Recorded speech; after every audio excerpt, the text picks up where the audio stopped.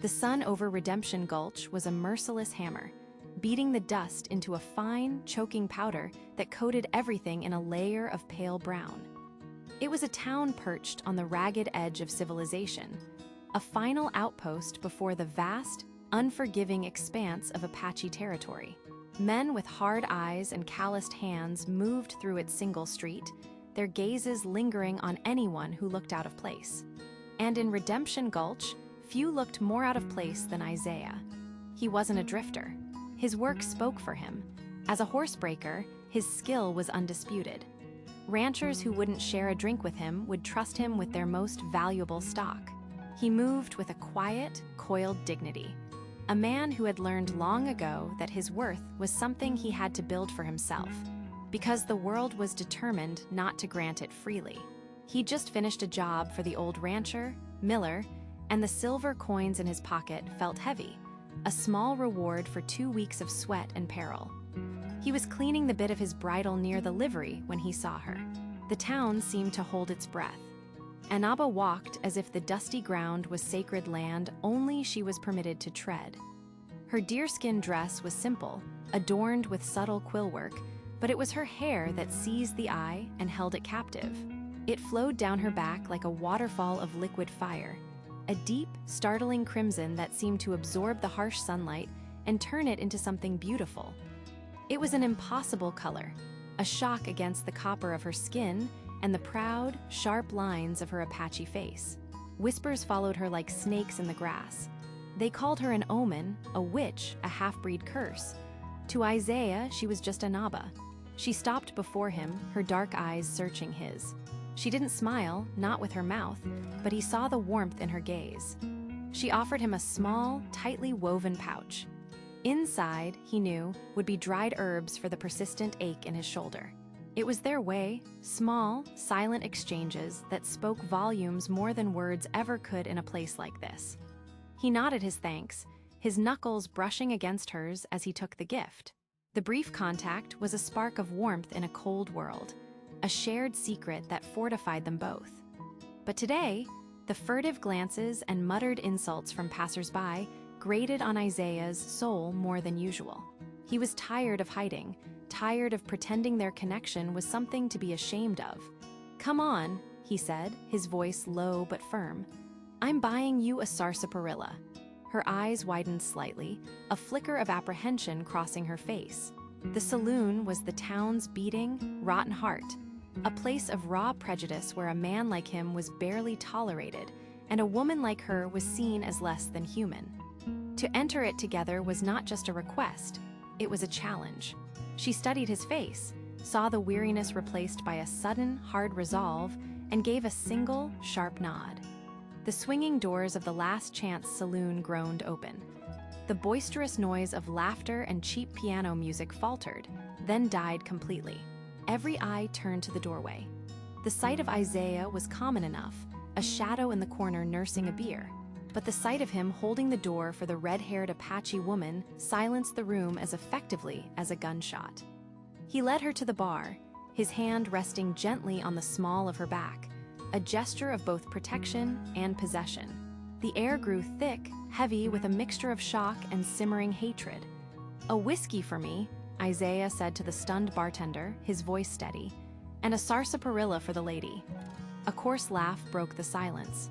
It came from Silas Croft, a burly rancher with a face like spoiled meat. "A lady?" he boomed, gesturing with his beer mug. "You hear that, boys? The Buffalo Soldier thinks this cursed squaw is a lady." The saloon erupted. The laughter was a tidal wave of derision, cruel and overwhelming. Men slapped the tables, their faces red with mirth and malice. "Look at him, holding her hand," another man jeered. "I'll bet you $5 he doesn't last the night. Her kind will scalp a man for looking at him wrong." Isaiah's jaw tightened, but he didn't rise to the bait. He stood his ground, a stoic island in a sea of contempt. He wrapped his fingers around Anaba's, a silent promise. She did not flinch. She stood tall, her chin lifted, her gaze sweeping over the mocking faces with an unnerving calm. In her eyes, there was no fear, only a cold, ancient fire that promised a reckoning. The laughter continued, but for the first time, a few of the men felt a chill crawl up their spines. They were mocking a man's courage, but they had no idea they were also mocking a queen.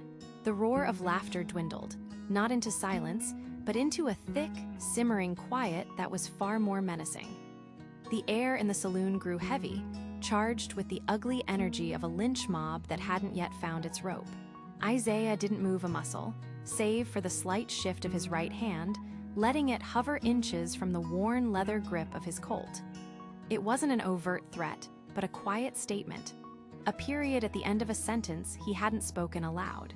Anaba stood beside him, a pillar of stillness. Her gaze, calm and unnervingly direct, swept across the hostile faces, and under its weight, men who had just been braying like donkeys suddenly found an intense interest in their whiskey glasses. Jedediah, the rancher who'd started the jeering, scowled, his face still red with drink and fury. "You best walk that she-devil out of here, Isaiah," he snarled, his voice low and gravelly, "before she sours the whiskey." Isaiah finally moved. He didn't turn his back on the room, a fatal mistake in a place like Redemption Gulch. Instead, he placed a hand gently on the small of Anaba's back and began to guide her backward toward the swinging doors. The crowd parted grudgingly, a sea of hatred receding before them. Their whispers were like the hissing of snakes in the dust. "Damn curse! Think he's better than us? He'll get what's coming to him." As they reached the doors, Isaiah's eyes met those of Silas, the bartender. For years, Silas had treated him with a grudging respect born of Isaiah's skill and quiet professionalism. Tonight, there was nothing. Silas just picked up a dirty glass and began polishing it with a vigor that betrayed his desperation to look anywhere but at Isaiah. The message was clear: you are on your own. They pushed through the doors and into the cold embrace of the Arizona night. The sudden silence was a relief, broken only by the distant yip of a coyote and the creak of a sign swinging in the breeze. The single dusty street of Redemption Gulch was empty, its clapboard buildings bathed in the pale, unforgiving light of a high moon. They walked without speaking, the gap between them and the hostile warmth of the saloon growing with every step until they reached the edge of town, where a lean, dark horse was tethered in the shadows. Anaba turned to him, her face a mask of serene control. The moonlight caught the fiery strands of her hair, making it seem like a crown of embers. "You did not have to do that, Isaiah," she said, her voice as soft as the desert wind. "I did," he answered, his own voice rough with emotion. He looked from her face to the saloon, its yellow light now a baleful eye in the darkness. "A man's got to stand for something. Can't let them walk all over you. All over us." She reached out and placed her hand on his forearm. Her touch was firm, steadying. "Their hate is a sickness, a fire that consumes them from within. It does not have to touch you." She paused, her dark eyes searching his. "My people do not see the color of a man's skin. They see the strength of his spirit. And yours is strong, Isaiah. Do not forget that." "It's a long ride back to the reservation," he said, the worry plain in his voice. "It ain't safe for you alone at night." A faint smile touched her lips, a rare and beautiful thing. "The stars are my map, and the wind is my guide. I am not as alone as they believe." She squeezed his arm gently before releasing it. With an effortless, fluid motion, she swung herself onto her horse's back. She looked down at him, her expression turning serious. "Do not let their small world make your spirit small, Isaiah. A storm is gathering in this valley. When it breaks, be ready to stand on the right side." Without another word, she nudged her horse with her heels and melted into the vast, dark expanse of the desert, leaving Isaiah standing alone at the edge of a town that had just declared him its enemy. The dawn broke over Redemption Gulch with a cold, unforgiving light, painting the dust-caked streets in shades of pale yellow and long, dark shadows. For Isaiah, the new day offered no warmth, only the stark reality of the previous night. He'd slept little, the echo of laughter a persistent ghost in his ears. Anaba's final words, a promise and a warning, felt like the only solid thing in a world that had just shifted beneath his feet. He saddled his horse, a stoic mare named Bess, and rode into town not with defiance, but with the quiet necessity of a man who needed to work. His first stop was Miller's ranch. Just 2 days ago, Mr. Miller had sought him out, praising his skill with difficult horses and offering him a week's work breaking in a new string of mustangs. But as Isaiah approached, Miller, who was mending a fence post, didn't return his nod. The man's face, usually ruddy and plain-spoken, was a closed door. "Morning, Mr. Miller. Came to start on those mustangs," Isaiah said, keeping his voice even. Miller didn't look up from his work, hammering a nail with unnecessary force. "Position's been filled." "Filled? But you said—" "I said it's filled," Miller cut in, finally meeting Isaiah's gaze with cold eyes. "Don't need the kind of trouble you're stirring up around here." He spat a wad of tobacco near Isaiah's boots and turned back to his fence. The message was clear. It was the same at the blacksmith's, where the smith claimed he was too busy to shoe Bess, despite the forge being cold. It was the same at the general store, where the clerk served him in stony silence, practically throwing his change on the counter. Every turned back, every averted gaze, was a brick in the wall being built around him. He wasn't just a black man anymore. He was a traitor to the unspoken rules that kept the town's fragile peace. As he was tying his supplies to his saddle, a shadow fell over him. Sheriff Brody, a man whose weary posture spoke of years trying to tame this lawless land, stood there, his hand resting near his pistol. "Isaiah," he said, his voice low and gravelly. "You had to know this was coming. Just took a lady for a drink, Sheriff. You did more than that. You drew a line in the sand, and this town chose its side," Brody sighed, rubbing the back of his neck. "I can't arrest a man for buying a drink, but I can't protect him from the consequences, either. This isn't a friendly place for you anymore. My advice? Ride on. Find somewhere else before this pot boils over." Isaiah looked at the faces peering from behind curtains and through saloon doors. Brody was right. He was an island, and the tide of hatred was rising. Miles away, under the same sun, the landscape transformed.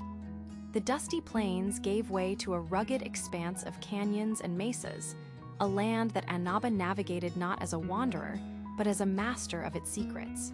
Her posture in the saddle was one of purpose, her eyes scanning the horizon with an inherited knowledge that read the terrain like a map.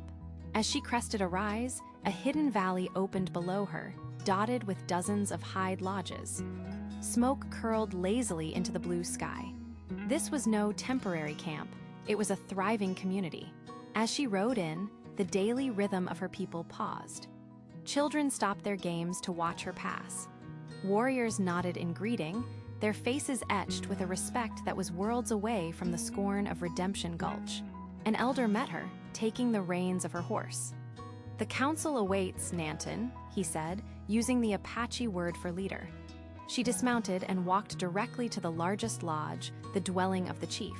Inside, Cochise, her father, sat with his war chiefs.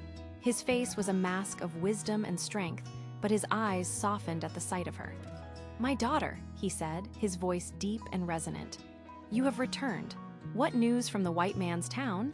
"They are as we suspected," Anaba began, her voice steady and clear, filled with an authority that silenced the lodge. "Their hearts are filled with fear, which they wear as hate. They mock our ways and our people." She paused, her gaze unflinching.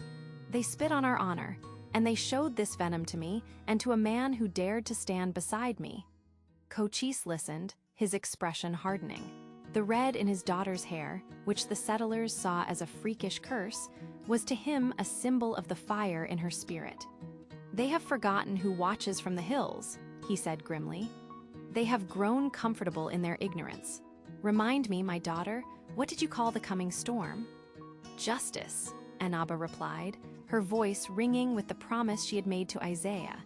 And every warrior in that lodge knew that her justice was about to be delivered. The council fire crackled, a lone beacon of warmth against the immense, stardusted cold of the desert night. The faces of the Apache elders and senior warriors were carved by its flickering light, their expressions as hard and ancient as the surrounding mesas. They sat in a solemn circle, the scent of burning mesquite and sage heavy in the air.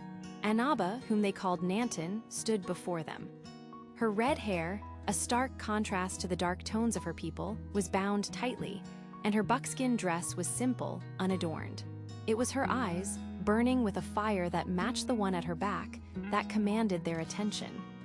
"They do not respect us," she began, her voice clear and steady, carrying across the circle without a trace of tremor. "They see us as ghosts from a dying world.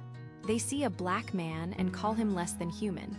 They see one of our own, a woman with the hair of the sunset, and they call her a curse."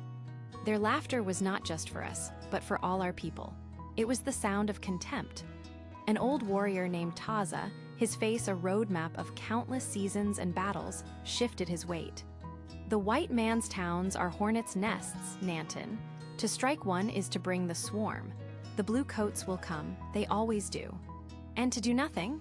A younger, fiercer warrior named Kale countered, his hand resting on the knife at his belt. "To let them spit on our honor? Weakness invites the wolf, old one. We should ride now, burn their saloon to the ground. Let them taste the fear they so enjoy giving to others." Mutterings of agreement and caution rippled through the circle. Annaba let them speak, her gaze moving from face to face, acknowledging each man's passion and wisdom.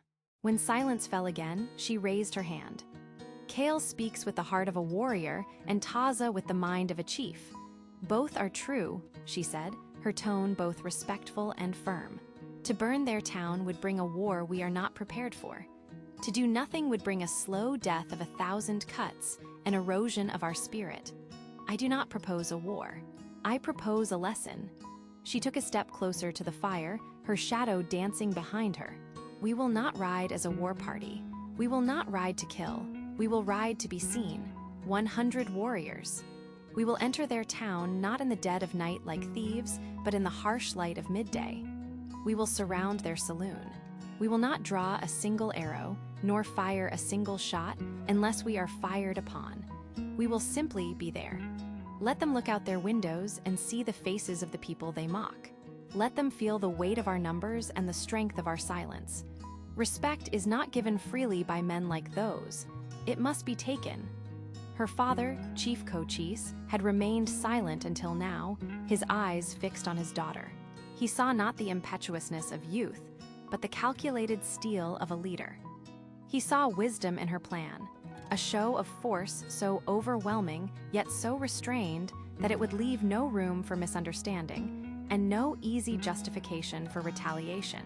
He nodded slowly. "My daughter speaks the truth. They have forgotten who we are. It is time to remind them." He rose to his feet, a towering figure whose authority was absolute. "Prepare the warriors. At dawn, you ride with Nanton." Back in Redemption Gulch, Isaiah sat on the edge of his cot in the small, drafty room behind the stables. The sheriff's words echoed in his head. "This town ain't got a place for you anymore. The easy thing, the smart thing, would be to pack his saddlebags and be a ghost by morning." He had been a ghost before, drifting from town to town, never putting down roots, always one step ahead of trouble. He thought of Annaba's warning, "A storm is coming." He had thought she meant the town's retribution. Now, he wondered if she meant something else entirely. Leaving felt like cowardice. It felt like validating every slur they had thrown at him. It felt like abandoning the only person who had ever looked at him and seen not a color, but a man. He stood and walked to the small, cracked mirror hanging on a nail. He looked at his own, face tired, wary, but unbowed. He had been running his whole life. From the plantations of the south, from the condescension of the north, from the lonely emptiness of the plains. Here, in this hateful little town, he had finally stood for something. He had stood for her. He wasn't going to run. Not this time. With a newfound resolve, he took out his Colt revolver. It was worn but meticulously cared for. Under the dim, flickering light of a single lantern, he began to clean it, the rhythmic, metallic clicks of the cylinder turning echoing softly in the profound silence. He wasn't preparing for a fight. He was preparing to stand his ground. The sun rose over Redemption Gulch with the same indifferent blaze it did every day. Dust motes danced in the pale yellow light that cut through the gaps between buildings. On the main street, life was starting its familiar, gritty rhythm.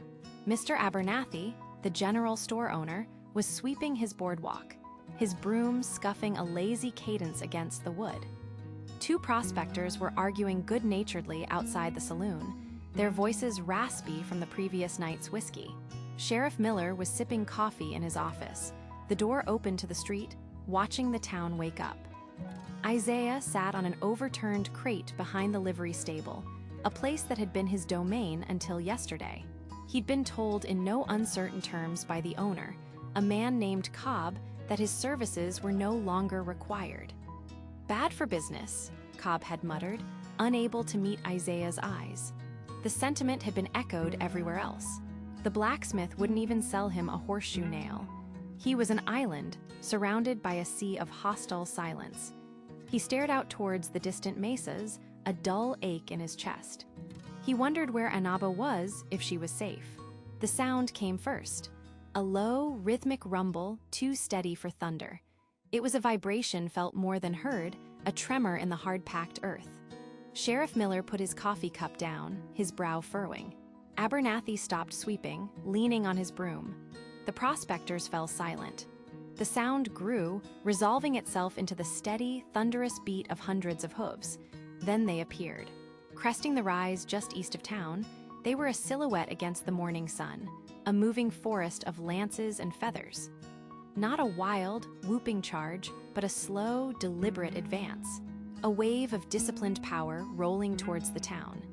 At their head rode a figure with a shock of brilliant red hair that burned like a signal fire in the morning light. Anaba, but not the quiet woman from the saloon. This was Nanton, a leader, her back straight, her expression forged from granite. Panic rippled through Redemption Gulch. A woman shrieked and pulled her child indoors. Abernathy dropped his broom and bolted his door. The prospectors scrambled into the saloon, their earlier bravado gone. Windows and doors slammed shut. In seconds, the bustling street was a ghost town, populated only by the few men foolish or brave enough to stand their ground. Sheriff Miller emerged from his office, his hand hovering over the Colt at his hip, his face a grim mask of disbelief. He saw the numbers and knew. A single gunshot would be suicide for them all. The column of 100 Apache warriors flowed into the main street. They moved with a terrifying unity, their painted ponies stepping as one, their faces stoic and unreadable. They carried bows and lances, a few with rifles cradled in their arms, but none were aimed. Their power wasn't in the threat of violence, but in its overwhelming potential. They fanned out, flanking the street, a silent, unbreachable wall of muscle and resolve. Isaiah stood up, his heart pounding a frantic rhythm against his ribs. He saw them and he saw her. She was magnificent and terrifying. A part of him swelled with a fierce pride he couldn't contain, while another part felt the cold grip of fear for what was about to happen. He was the reason they were here. He was the spark that had lit this fuse. The procession halted. The thunder of hooves ceased, replaced by an unnerving silence broken only by the snort of a horse and the dry whisper of the wind. Anaba urged her pinto forward until she was in the center of the town, directly in front of the saloon where they had been laughed out the door. Her gaze swept over the shuttered windows and the frightened faces peering through the cracks. She looked at Sheriff Miller, holding his stare for a long moment, an unspoken challenge passing between them. Then, her eyes found Isaiah. Across the dusty expanse, their gazes locked. The noise, the fear, the 100 warriors, and the terrified town, it all melted away. In her eyes, he didn't see anger or a call to battle. He saw a question, and he saw the same unwavering strength he had seen in the saloon. She had returned, not just for herself, but for the respect they had both been denied. The silence stretched on, thick with tension. The entire town of Redemption Gulch held its breath, waiting to see if the black cowboy would be the bridge to peace or the reason for a massacre. The Arizona sun was a merciless hammer, beating down on the cracked, red earth. For days, it had been Isaiah's only constant companion, aside from the steady rhythm of his horse's hooves and the creak of worn leather. He rode with a stoic calm, his shoulders slumped not from defeat, but from a profound weariness that had settled deep in his bones. He was leaving Texas behind, leaving the whispers, the sideways glances, And the jobs that ended the moment a foreman realized the best rider on his payroll was a black man. Redemption Gulch was just a name on a tattered map. A place he'd heard was desperate for men who knew their way around cattle. A place where he hoped, perhaps foolishly, that skill might finally outweigh skin. His horse, a sturdy buckskin named Dust Devil, snorted, shaking its head as if to dislodge the oppressive heat. Isaiah reached forward, patting the animal's neck. "Almost there, boy," he murmured, his voice a low, gravelly sound absorbed by the vast emptiness. He was a man of few words, having learned long ago that silence drew less trouble than speech. His presence alone was often enough to incite it, but in his silence, he observed. He saw the way a hawk circled on an updraft, the subtle shift in the landscape that signaled water, the tension in a man's jaw that spoke of a troubled mind. These were the things that kept a man alive. Miles from his destination, a ramshackle trading post emerged from the heat haze like a desert mirage. A sign, its letters faded to ghosts, read Miller's Supplies. An old man with a beard like tangled tumbleweeds sat on the porch, whittling a piece of wood. He squinted at Isaiah's approach, his eyes missing nothing. "Thirsty?" The old man grunted as Isaiah dismounted. "And in need of grain," Isaiah replied, his voice even. He moved with an unhurried grace, tying Dust Devil to the hitching post before stepping onto the shaded porch. The relief from the direct sun was immediate and profound. The proprietor, Miller, sized him up. "Headed to the gulch? That's the plan." Miller spat a stream of tobacco juice into the dust. "Town's on edge, always is this time of year. Heat makes folks mean, that and the Apache." He gestured vaguely toward the distant, hazy mountains. "Their land. They don't let us forget it."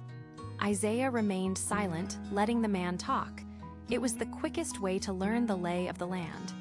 "Got a strange one among 'em," Miller continued, his voice dropping conspiratorially.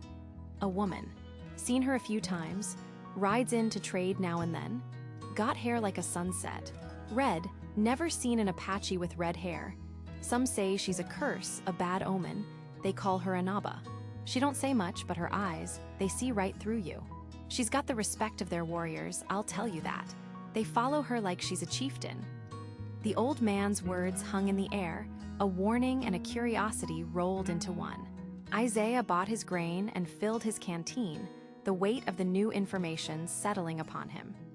Prejudice was a language he knew all too well, and it seemed Redemption Gulch spoke it fluently, not just against men like him, but against the people whose land this was first.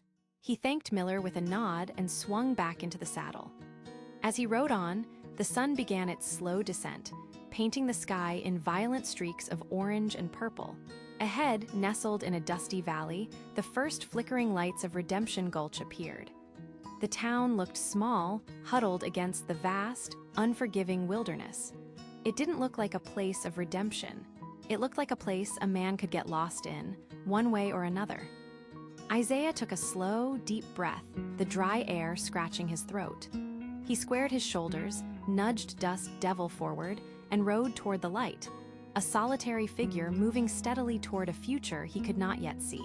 The silence in Redemption Gulch stretched until it was as taut as a bowstring, brittle and ready to snap.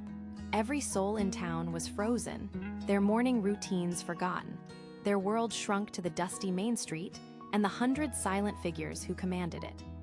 The sun climbed higher, casting long, sharp shadows that seemed to point like accusatory fingers from the Apache warriors to the petrified townsfolk. Finally, the spell broke. Sheriff Miller, his face pale but his hands steady, stepped out from behind the door of his office. He didn't draw his weapon. He knew it would be a useless, suicidal gesture. Instead, he raised his open hands slowly, a universal sign of peace that felt desperately inadequate. "Nanton," he called out, his voice hoarse but clear, addressing Anaba directly. "There's no need for this to end in blood. State your purpose. What is it you want from us?"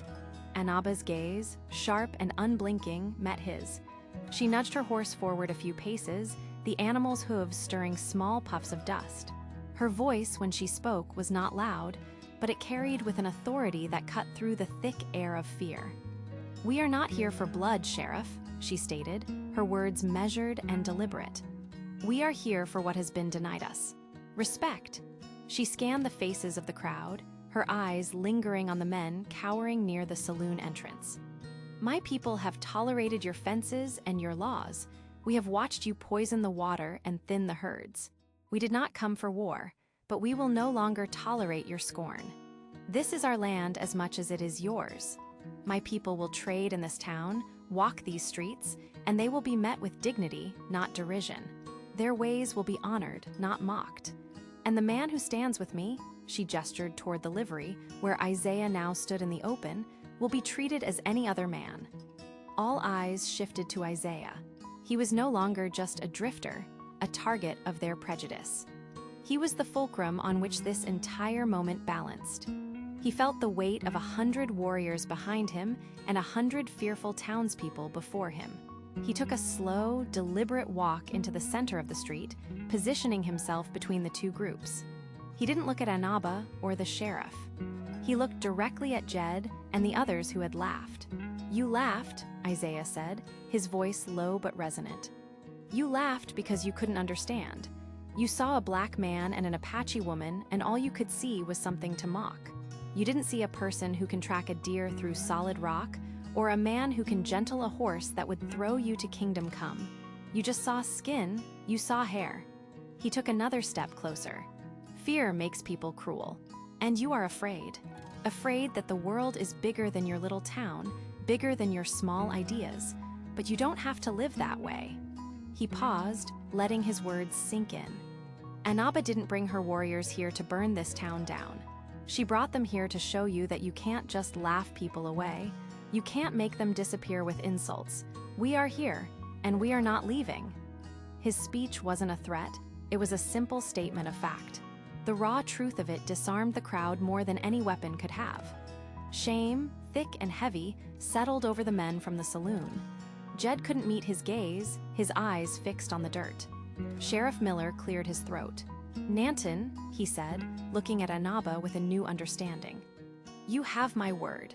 As long as I am the law in this town, your people will be treated with the respect they are due. Anyone who violates that will answer to me." Anaba watched the sheriff for a long moment, then glanced at Isaiah, a flicker of pride in her eyes. She accepted the terms not with a smile, but with a single, sharp nod. It was all that was needed. She turned her horse, and without another word, she and her 100 warriors moved as one, riding out of town as silently as they had arrived. The crowd exhaled, a collective sigh of relief and disbelief. The immediate danger was gone, but nothing was the same. The laughter was gone, replaced by a humbling silence. Isaiah stood alone in the street for a moment before Anaba reappeared, riding back on her own. She stopped her horse beside him and extended a hand. He took it, swinging up to sit behind her. As they rode slowly out of town, no one laughed. No one jeered. They simply watched the black cowboy and the red-haired Apache leader, a sight that was no longer a joke, but a symbol of a new, hard-won peace in Redemption Gulch.